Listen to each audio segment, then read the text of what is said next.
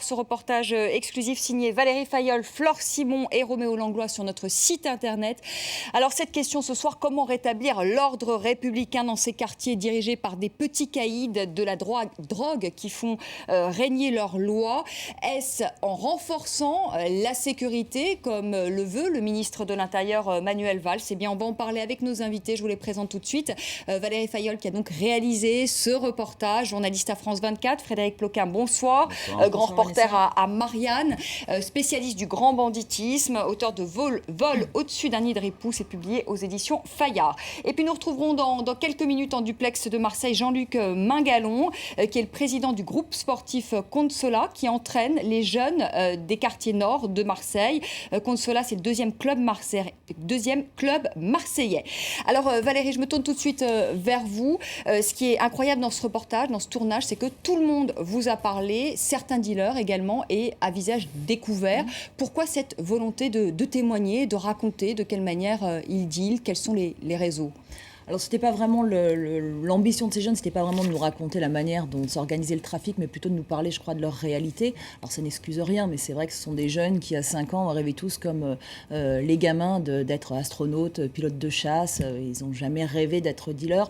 Après, vous l'avez dit, les quartiers nord de Marseille, ce sont souvent des zones de non-droit, ce sont aussi des zones de grande exclusion. Donc, ce sont des gamins qui ont souvent du mal à trouver un emploi, même s'ils passent leur bac pour certains, même s'ils font des études pour d'autres.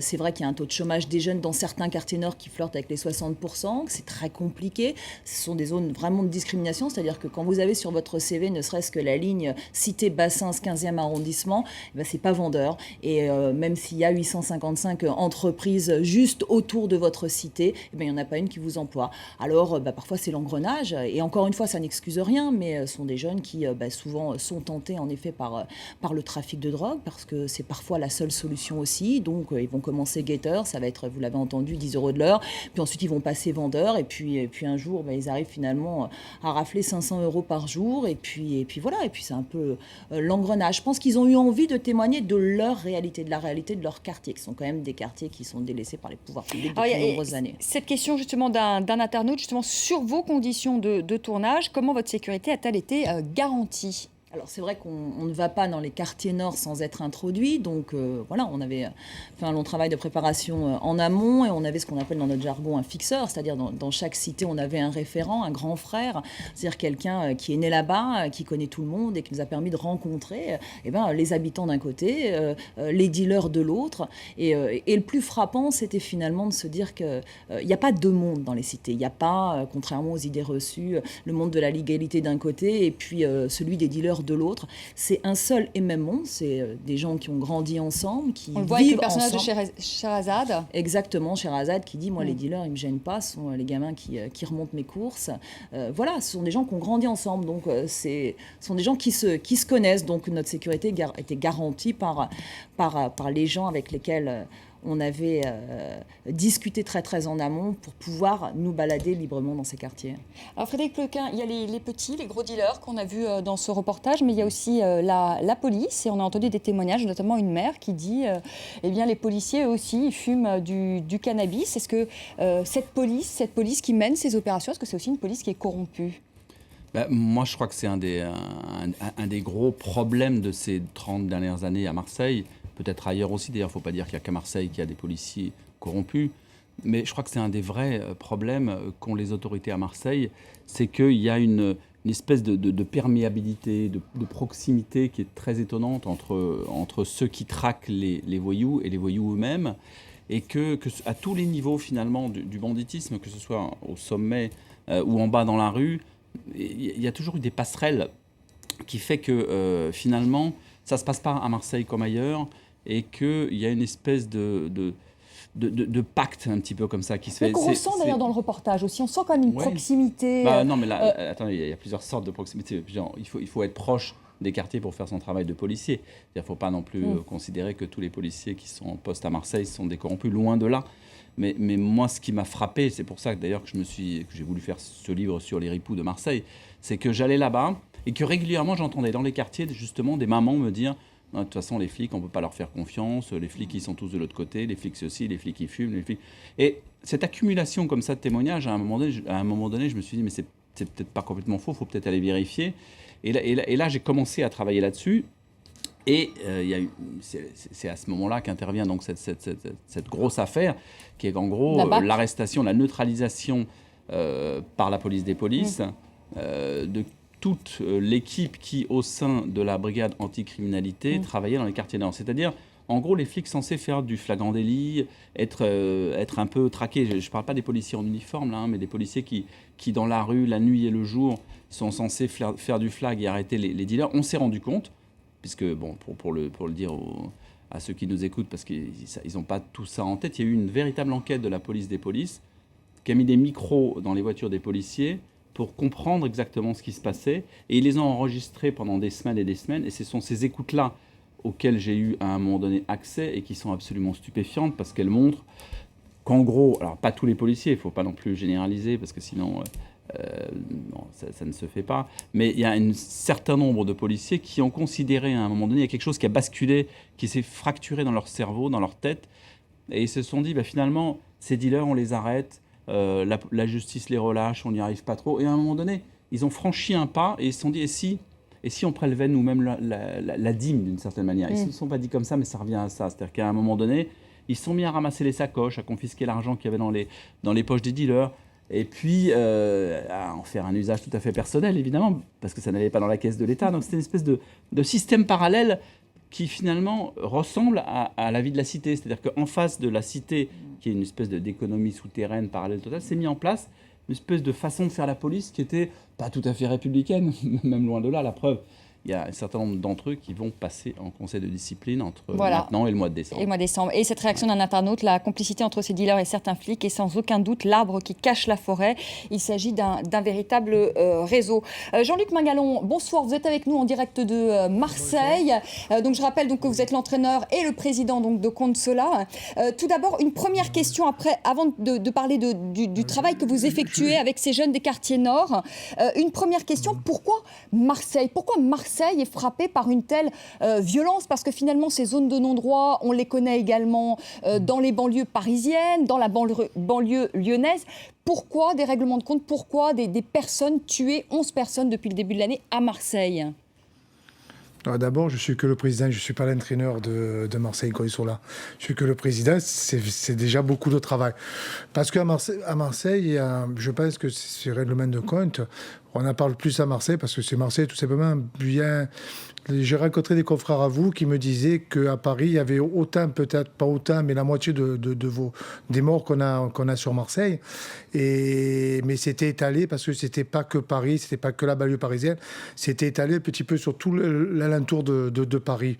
Et à Marseille, vous savez, ça a toujours fait parler, il y a toujours eu des règlements de compte. Donc on a assisté dans les années 80-90 à beaucoup de règlements de compte de grand banditisme. Et maintenant, on assiste à des règlements de compte de jeunes de quartier qui se disputent le marché de la drogue.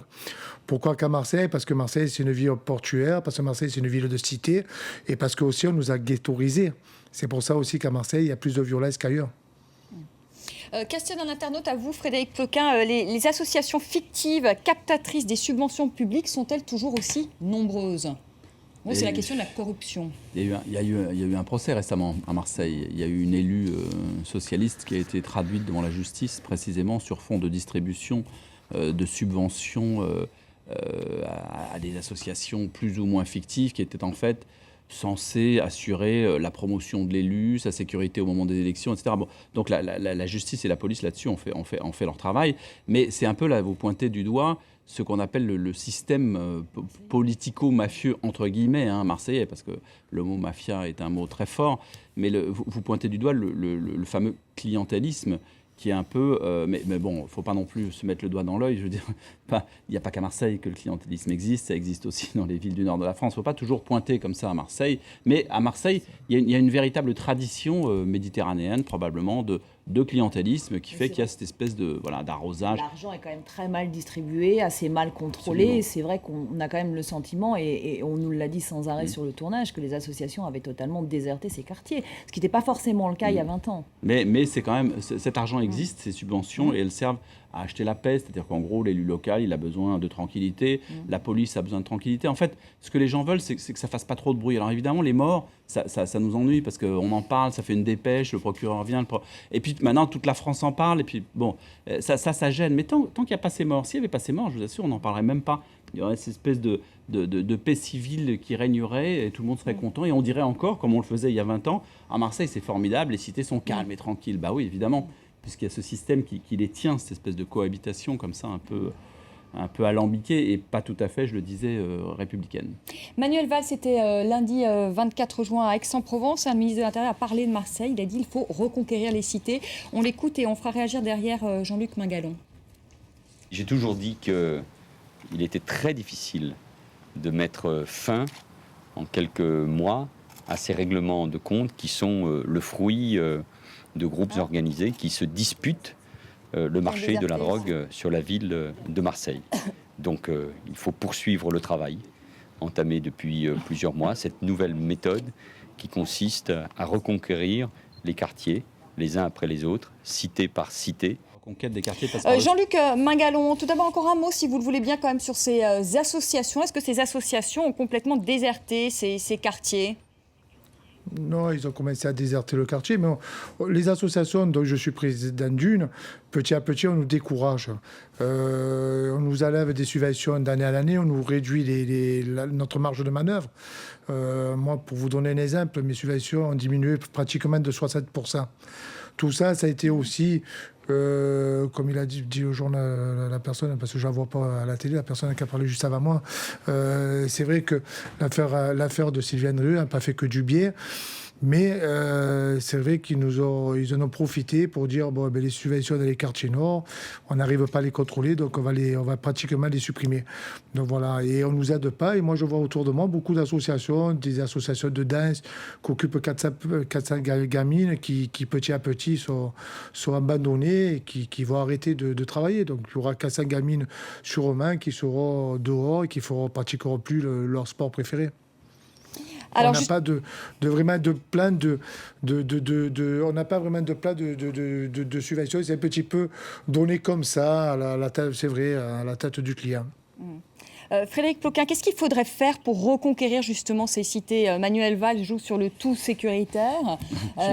Je ne suis pas ministre de l'Intérieur. Oui, je sais bien, mais vous avez un avis sur la question. Est-ce qu'il faut renforcer la sécurité ou est-ce que ça passe justement par l'éducation, justement par un réinvestissement de ces associations au sein de ces cités, en donnant des subventions, par exemple, à des associations, à des groupes comme celui de Jean-Luc Mingalon ? C'est sûr que l'argent peut régler une partie des questions.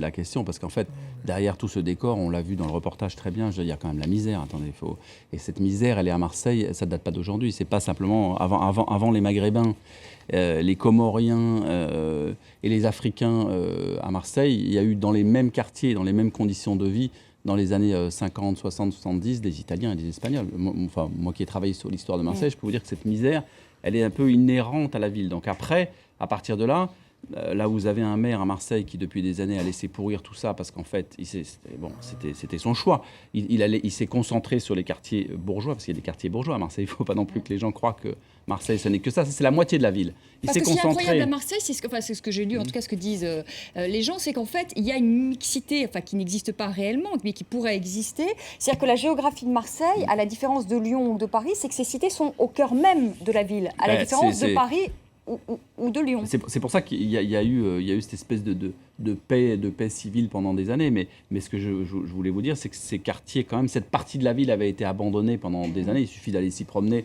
On le voit dans les images. Je veux dire, c'est sûr que si aujourd'hui l'État était obligé de réinvestir un minimum, au moins dans le cadre de vie, etc. Et après, la police fait son travail. Il ne faut pas non plus...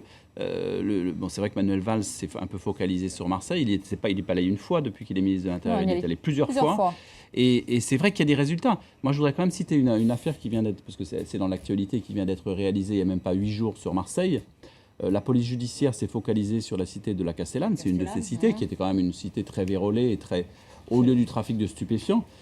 Une longue enquête a été faite, donc ça veut dire quand on se donne les moyens, quand on renforce les services d'investigation, quand on fait du renseignement criminel, on y arrive. Ils ont débarqué dans la cité. Et là, c'était pas comme quelquefois, vous savez, vous avez des opérations comme il y a eu ces dernières années, où vous avez un ministre qui débarque avec les caméras, des CRS, etc. On débarque dans la cité et on montre ça au bon peuple et on montre ces images. Vous voyez, on fait quelque chose. Ça n'a rien à voir ce qui vient d'être fait. Et je trouve que c'est ça le travail qui doit être fait. Ce qui vient d'être fait, c'est une enquête sans bruit ni caméra. Tranquillement, d'accord. Ils sont descendus à un moment donné dans cette cité. Et qu'est-ce qui s'est passé? Ils ont visé juste, parce que je voudrais quand même citer l'anecdote. Ils rentrent dans un appartement à un moment donné. Il y a un sac comme ça qui vole par la fenêtre. Il y a des policiers en bas qui ramassent ce sac. Et ça en dit long sur cette économie souterraine du shit. Il y avait à l'intérieur du sac 835 000 euros. Presque 1 million d'euros en liquide. Presque 1 million d'euros. Et avec les autres saisies qui ont été réalisées dans cette même opération, ils ont dépassé largement le million, puisqu'ils sont arrivés à 1 300 000 euros en espèces sur une cité, considérant, c'est ce que les policiers disent, qu'en gros, c'est le chiffre d'affaires de quelques jours, peut-être une semaine, etc. Ça explique cette masse d'argent. Je veux dire, là on parle, ça devient banal, on a saisi 1 million, mais c'est énorme. C'est l'objet de Et toutes je les pense convoitises. je pense que ça explique les morts aussi. C'est qu'on ne se tue pas pour un billet de 100 euros, hein, contrairement à ce que quelques-uns disent. Mais c'est vrai qu'il faut on se dire tue aussi- pour Valérie. cher. Voilà. Oui, Emmanuel Valls a quand même envoyé des renforts, 230 policiers et CRS en renfort. Et c'est vrai que les opérations portent leurs fruits parce que le commissaire l'expliquait très bien. Il faut être ambitieux sur les moyens, relativement modeste sur les résultats. C'est vrai qu'à partir du moment où on asphyxie un trafic, quand les policiers s'en vont, le trafic a tendance à renaître. Mais cela dit, c'est vrai qu'en assurant une présence policière quotidienne pendant plusieurs heures et sur plusieurs semaines dans plusieurs cités de manière simultanée, forcément, on porte quand même un coup Mais aux il faut aussi trafiquants, quoi. assumer politiquement un problème. Ça fait des dégâts. C'est-à-dire que ces opérations policières, l'air de rien, peuvent provoquer d'autres morts. C'est-à-dire que dans la mesure où on assèche un marché, où on supprime une équipe qui tient, par exemple, tel bar à tel endroit, qu'est-ce qui va se passer derrière? Vous avez des plus jeunes qui vont arriver, et puis d'autres un peu plus âgés qui vont dire « Ah ben non, c'est nous ». Et là, il y a bagarre. Donc, il faut accepter le règlement de compte quelque part. Malheureusement, ça fait des dégâts, ce genre d'opération policière. Si on ne touche pas, si on ne fait rien, évidemment, tout va bien. Mais sinon, Mais il je peut y pense avoir que la d'autres réponse, elle n'est pas forcément, elle n'est pas uniquement policière Non, ou judiciaire. évidemment, Pas tous, Voilà. pas tous sécuritaires. Vous êtes d'accord avec ça, Jean-Luc Mingalon? La réponse n'est pas du tout sécuritaire. Pas du tout. De toute façon, là, vous me parlez qu'ils ont fait une opération sur la Castellane. Qu'est-ce qu'ils ont fait sur la Castellane? Ils sont descendus, effectivement. Ils sont rentrés dans la cité, effectivement. Ils ont saisi de l'argent, effectivement. Ils se mettent au pied de la cité, effectivement. Et à 9h du soir, ils remballent, ils repartent. Et à 9h du soir, le trafic recommence. Et si, de toute façon, vous bouclez la Castellane pour les empêcher de vendre de la drogue, ça se va ailleurs. Ça se va sur les 13, 15, 16 cités qui sont autour de la Castellane. Vous ne réglez pas le problème. Le problème se règle si un jour on investit des cités en même temps, sur toutes les cités en même temps, et qu'après on a une vraie place sociale de la cité. On fait venir des entreprises au pied de la cité pour venir travailler. Tout simplement. Vous prenez la Castellane, il n'y a aucune entreprise auprès de la Castellane. Il y a le Grand Littoral qui avait un âge, qui ont leur propre employé. Donc tous les jeunes qui sortent de l'école maintenant, ils ne peuvent pas dire qu'ils peuvent aller travailler au Grand Littoral. Il n'y a plus de travail. Les équipes ont été faites il y a 20 ans. Les caissières, ils ont 20 ans d'âge. Les magasiniers, ils ont 20 ans d'âge. Les balayeurs, ça fait 20 ans qu'ils travaillent là-dedans. Donc il n'y a pas de place pour eux. Il faut vraiment réinvestir et dynamiser. Mais le problème qu'on rencontre dans les cités, parce que j'écoute tout le monde un petit peu parler, le problème, c'est qu'on a toujours des plans qui sont faits, j'arrête pas de le dire, des plans banlieue, des plans ci, des plans ça, qui sont toujours faits par des gens qui n'ont jamais mis un pied dans la cité, qui n'ont jamais travaillé dans des associations de cité. Tout simplement. Donc après, ça ne tient pas la route. Moi, je veux bien, c'est vrai qu'à la Castellane, j'y suis passé encore hier soir. Oui, ok, à 9h, il y avait les CRS. À 10h, ils n'étaient plus là. À 10h, ça repartait de plus belle, le trafic.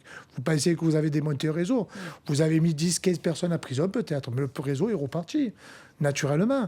Parce qu'il faut bien comprendre aussi qu'il y a des gens qui vivent grâce à il y a des familles qui vivent grâce à la drogue. Ce qui est dramatique, mais c'est la réalité. Donc, si derrière, il n'y a pas un investissement de l'État dans ces cités, vous faites venir les photographes, les caméras, vous êtes un petit peu plus sérieux que vos prédécesseurs, mais il n'y a rien qui change. Hein. Moi, je peux vous le dire, parce que j'y habite pratiquement, j'y suis tous les jours sur cette cité. Ouais, donc si je vous entends bien, le tout sécuritaire, non. Il faut aussi apporter de l'emploi. Il faut que les entreprises viennent dans ces cités. Hein. Valérie, vous le rappeliez, le taux de chômage, plus de 50%, 60% il frôle chez les jeunes de ces cités. Hein. Mais tout à fait. Et puis comme nous l'expliquait Sherazade, 855 entreprises autour de Bassens, pas une qui emploie les jeunes des quartiers. C'est quand même incroyable. C'est-à-dire que la discrimination, elle est à tous les étages sur le CV. Donc pour peu que vous soyez de Bassens, c'est discriminatoire. Pour peu que vous soyez une femme, c'est pas terrible non plus. Pour peu que vous soyez maghrébine, c'est pas terrible non plus. Donc quand vous êtes une femme maghrébine de Bassens, c'est très, très, très, très compliqué de trouver un emploi. Et ça, c'est une vraie réalité, quoi. Et je pense que c'est aussi pour ça que les gens ont voulu témoigner dans ce reportage, c'est pour nous parler de cette réalité-là, quoi, qui est quand même une réalité sociale un peu dure. Un dernier mot, Frédéric Ploquin. Je voudrais juste insister sur un point qu'on voit un petit peu dans le reportage, mais qui est à mon avis extrêmement important, c'est que dans ces cités, il y a quand même une minorité qui prend en otage la majorité. C'est pas tout le monde, je veux dire, moi je voudrais le dire, tout le monde n'est pas complice du trafic, non. Tout le monde ne le souhaite pas. Et il y a même un certain nombre de personnes, de femmes notamment, que j'ai pu rencontrer, qui ont envie d'en sortir et de s'en sortir et qui en ont marre de voir leurs gamins se faire tuer. On a vu d'ailleurs cette manifestation de femmes, le 1er juin aussi. Oui, mais je trouve que c'est important de le dire, c'est-à-dire qu'ils ont l'impression d'être pris en otage. Quand ils ont des amis qui viennent les voir le soir dans la cité, ils doivent décliner quasiment leur identité en bas, dans la rue, auprès de gamins. Et moi, j'ai rencontré des vieux maghrébins qui m'ont dit « Mais attendez, vous vous rendez compte et tout, moi, à mon âge, il y a des gamins qui me demandent quasiment mes papiers pour aller voir ma cousine. » C'est comme ça que ça se passe.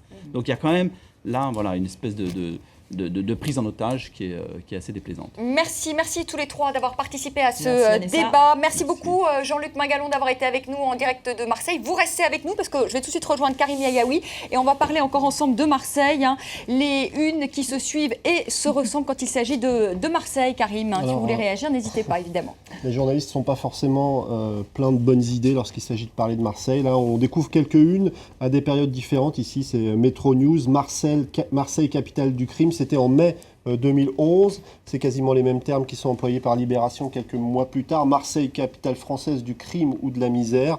Et l'Humanité, c'est à peu près le même titre. Marseille, capitale du crime, avec un point d'interrogation. Évidemment, quand on voit tout ça, on se demande s'il n'y a pas un certain nombre de clichés qui circulent sur Marseille. Le site Newsring, qui est un site de débat, se posait la question il y a quelque temps. Certains sociologues, comme Michel Vievorka, font la guerre ou tentent de faire la guerre à ces clichés. Il avait publié un article sur le site du Figaro intitulé « Marseille et la violence suce aux clichés ». Mais c'est difficile de combattre les clichés lorsque on doit faire face aux statistiques, aux faits et à un certain traitement médiatique, parce que c'est vrai que Marseille, on en parle exclusivement ou presque exclusivement de façon négative. Alors sur les réseaux sociaux aussi, on parle de Marseille, alors parfois avec humour. Je vous montre ce tweet de Claude Posternak, Molotov, Kalachnikov, de plus en plus de jeunes Marseillais choisissent russe première langue. Ce tweet qui renvoie vers un article beaucoup moins drôle, un article de La Provence qui évoque un énième règlement de compte. Et puis sur les réseaux sociaux, on découvre aussi des dessins humoristiques. Voici le petit Marseillais version Kalachnikov. Alors c'est vrai comme ça peut prêter à sourire, mais tout ça contribue dans l'inconscient collectif à construire une image négative de la ville de Marseille. Et puis Jean-Claude Gaudin, pardonnez-moi, le maire de Marseille, on en parlait d'ailleurs tout à l'heure avec Frédéric Ploquin, qui en a assez de cette image qu'on donne de Marseille, cette image ultra-violente de la cité phocéenne. Alors pour lui, il y a les bons et les mauvais reportages sur Marseille. Il évoque un certain nombre d'émissions qui selon lui sont plutôt racoleuses. On trouve encore des extraits de ces émissions. Braqueurs, délinquants, hooligans, Marseille sous haute tension. Tout ça avec des musiques un petit peu stressantes. Et pour le maire de Marseille, évidemment, même s'il y a une réalité de la violence à Marseille, il y a énormément d'autres choses qui ne sont jamais évoquées. Pas sûr qu'il aime le reportage de Valérie Fayolle. Mais on reviendra pour parler de Marseille côté faste. Et puis Jean-Claude Gaudin, justement, qui a même écrit au CSA, c'était il y a quelque temps, pour protester justement contre ce traitement médiatique qui dégrade à ses yeux Marseille, parce que pour lui, ce n'est pas que les meurtres, ce n'est pas que les enquêtes, ce n'est pas que les tueries. Il y a d'autres aspects de Marseille qui sont rarement évoqués. Et justement, je vais vous montrer la une de l'Express qui revient sur 2600 ans d'une fabuleuse épopée urbaine, 20 pages consacrées à l'histoire de Marseille. Alors c'est vrai que le maire de Marseille critiquait plutôt la télévision, mais de temps en temps, il y a des choses sur Marseille qui sont un petit peu plus positives. Alors Marseille, capitale européenne de la culture, a bien du mal à redorer son image. Alors c'est le point de vue du correspondant de Libération du côté de Marseille qui tient ce blog, un blog exclusivement consacré à Marseille, Chronique de Mars. Il explique que voilà, culture à Marseille, mais à partir de 2014, qu'est-ce qu'on fait? Quels ont été les effets sur le tissu social marseillais? Est-ce que ça va vraiment changer les choses? Pour lui, eh bien, il en doute fortement, d'autant plus que certains le soulignaient il y a quelques mois. Ici, c'est le site des observateurs de France 24 qui avait donné la parole à Pierre Douer. Dommage que les quartiers populaires restent à l'écart de cet événement culturel qui aurait pu être un moment de construction et d'échange entre des parties de la ville qui ne se rencontrent pas toujours. Et juste pour finir, il y a un documentaire qui est sorti il y a quelque temps qui s'appelle Marseille Story, une histoire de la violence, qui aide à comprendre la violence à Marseille à travers l'histoire, en nous expliquant qu'il y a certains ferments de l'histoire qui font qu'aujourd'hui, il y a une violence qui existe de façon aussi importante du côté de Marseille. Merci beaucoup Karim, on se retrouve demain. 19h10. Merci à vous d'avoir participé à ce débat et à vous de l'avoir suivi. Très belle soirée, à demain pour une semaine dans le monde.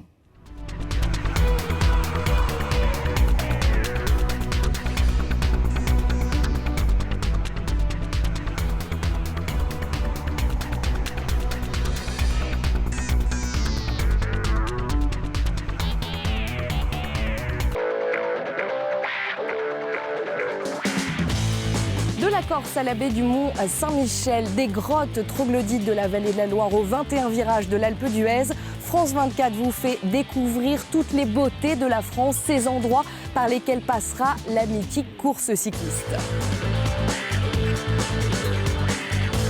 Un tour en France, du 28 juin au 20 juillet, tous les jours à 20h15 heure de Paris, sur France 24.